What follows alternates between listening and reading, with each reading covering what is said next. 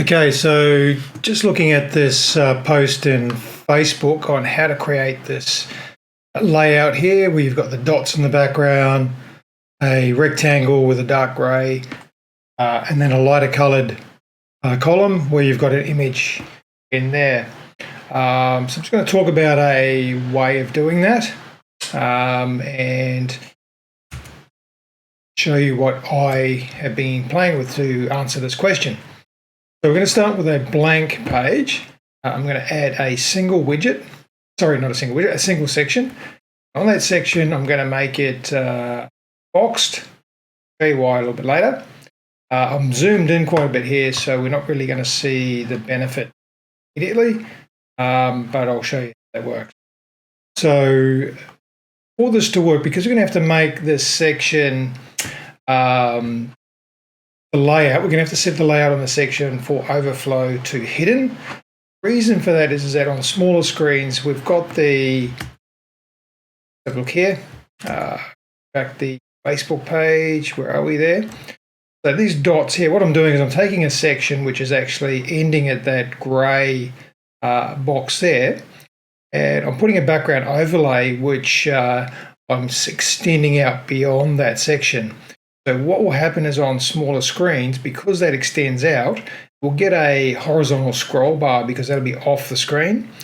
So what we want to do is set the section around here to say overflow hidden, so that on a smaller screen we don't get that scroll bar. I'm going to explain that as I go. So I'm going to set the overflow to hidden, and that's pretty much all I need to do on that there. And I'm going to add some top and bottom padding. And again, the reason I'm going to do this is because I'm going to give some negative margin to a column in here. If I don't set the padding on here, that overflow hidden is going to clip that off, and I'll show you that when I actually do it. But at the moment, I'm just going to say put a padding of say 80 top, 80 bottom. Now I'm going to grab a intersection and I'm going to drag it into here, and this is going to be my box. So first thing I'm going to do is I'm going to set the background style of that to a dark grey. So just black to start with. Make that a dark grey.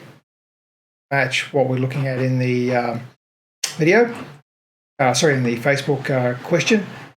I'm going to stick a, where are we, a text editor here, and set my alignment to the center and my color to white.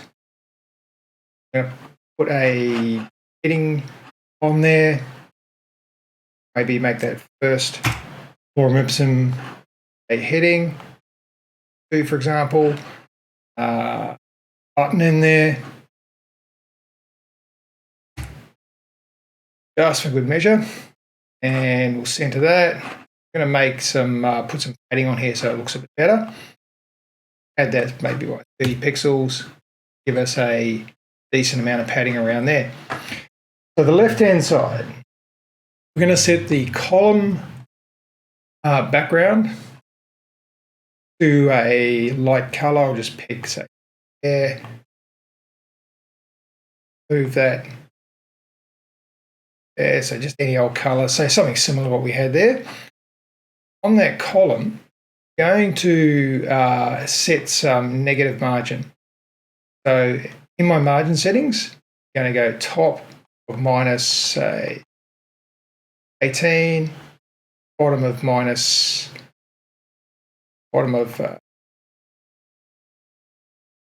left of 18.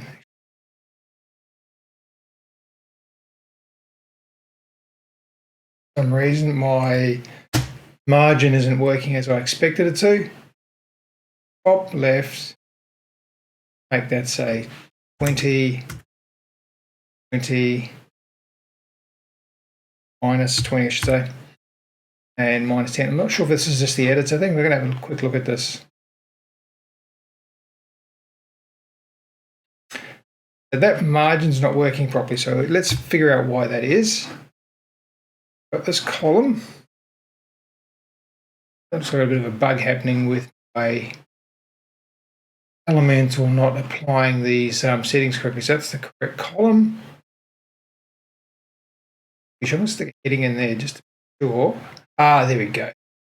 Did forget about that. Now with Elementor, if the column is empty, the styling is different. So I'm just going to put just a widget in there for now.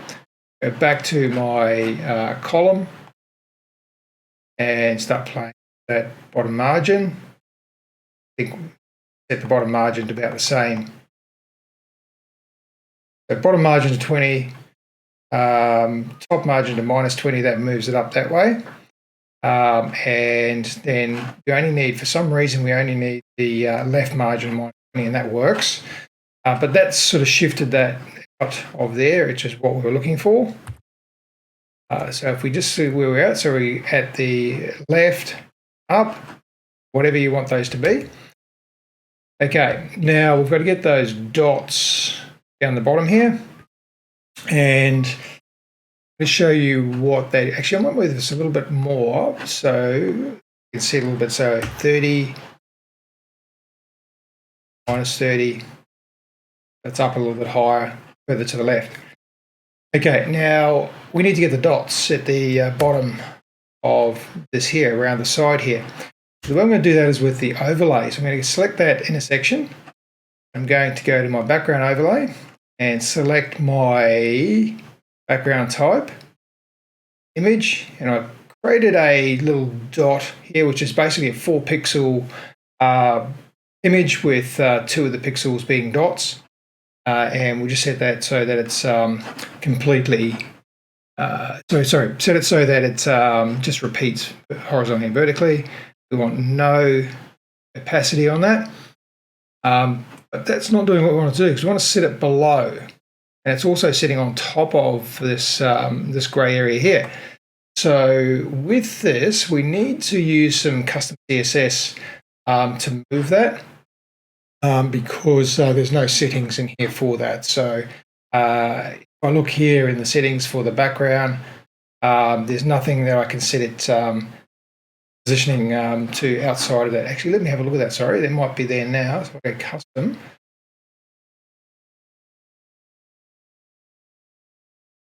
No, that's just moving it within the grid. I'm going to set that back to default. And I'll go to my, are we on the background overlay? We are. Going to go to the advanced, this, selector. We want to override the top and left settings on this. I'm going to set the top to 30 pixels.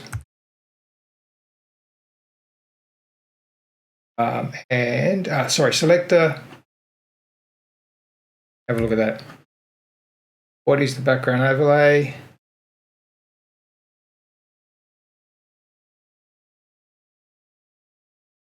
Section. Elemental background overlay. Selector. Dot. Background overlay. We want to copy too much there. Select the background overlay. It's top of 30. Let's push those dots down. If I go left, 30, pushed it to the right, but it's still sitting over the top of that grey. So we want to put the Z index below it. Is -1. So now that's put it behind the grey. I'm going to update that. Now this here would end up being your image. I'm going to chuck an image in there.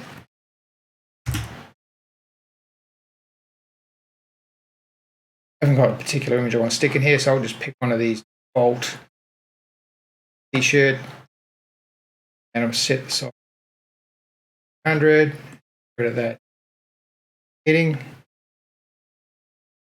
There we go. This would be obviously a transparent background here. It is there. I'll refresh that page. There it is there. So that's my way of doing that. So we've got a, have a look at this. We've got a light column, which is to the left and up. We've got a section here, which is grey, and then we've got some dots down to the bottom right. So that's pretty much, we've got a section up there, off to the left, grey, and then the dots down in the bottom right. I'm going to show you a couple of things which can mess this up. Let's say, for example, we take all the padding off this.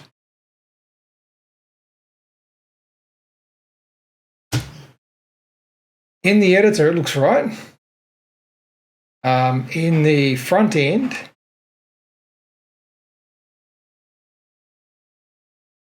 it's clipped the top here.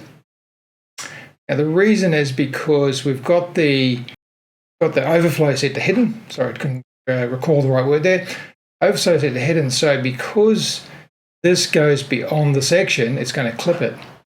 Which is why we set some padding on here to account for that. So it doesn't have to be 80, but enough to cover what we put on there. I think we've got a negative margin we set on that of 30. As long as we've got at least 30 section, if I put a top part left of 30, then this is going to be okay. So now it looks right because it's right at the very top is where that section is, and so it's not going to clip because it's got some padding between that and the bottom.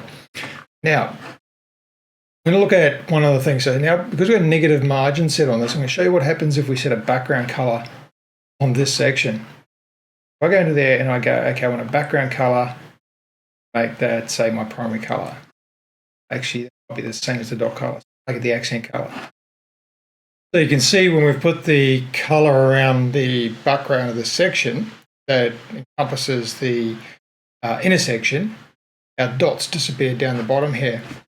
Now, not fully across why this happens, but there's a strange thing happening here where if I grab the wrapper section, I set the z-index of that to say 1, and then I've got -1 on the overlay, that works.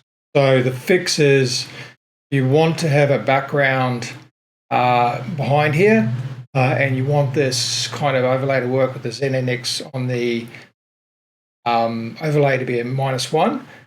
You have to set a z-index on the container. So even if that's 20, it could be anything. As long as it's anything other than nothing. It's even 0 seems to work, but if it's empty, doesn't work. So say putting a 1 in there, that fixes the issue. Why, I haven't looked at, but that resolves the issue. So don't know why, but that is the fix. Hopefully that is a useful tutorial for you.